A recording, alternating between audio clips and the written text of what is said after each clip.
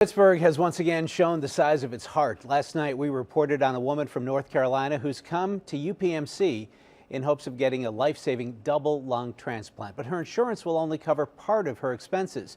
To get on the transplant list, she was told she'd have to come up with $40,000, money she doesn't have. I just want to thank everybody in advance for your support if you can. If not, continue to lift me up in prayer. And I thank you again for everything. That was Lethea Everett Thursday night on KDKA TV News. At the time, her online fundraising campaign had a total of $2,650. But then, thousands of you saw this story about the autoimmune disease that's destroying her lungs and has made her deathly ill. You heard her husband, Irvin, talk about their family.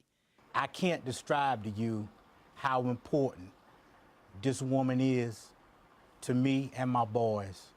And you heard her doctor talk about how she's medically cleared for a transplant, but her current burden is her financial situation and her insurance status to support the operation and the cost associated with that.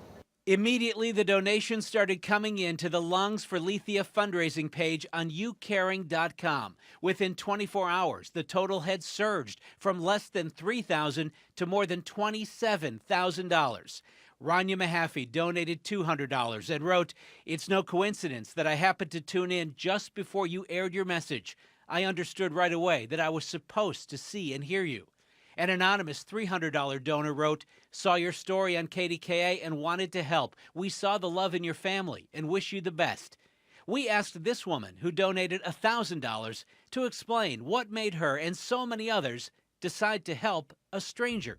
I looked at the TV and I looked into her eyes.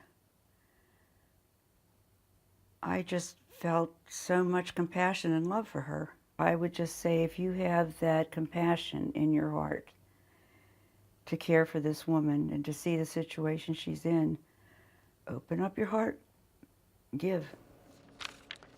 Dr. Cynthia Grease, Lethea's pulmonologist, tells me all of her transplant patients need to fundraise because the expenses are so extraordinary, even with insurance. Most have months to do so, but in Lethea's case, there is unusual urgency because of how ill she was when she arrived here. Dr. Grease says Lethea's case will be reevaluated early next week, and with the financial progress being made, she's hopeful that Lethea will be promptly added to the transplant list. Still a ways to go to get to $40,000. You can find Lethea's fundraising page under links and numbers at kdka.com.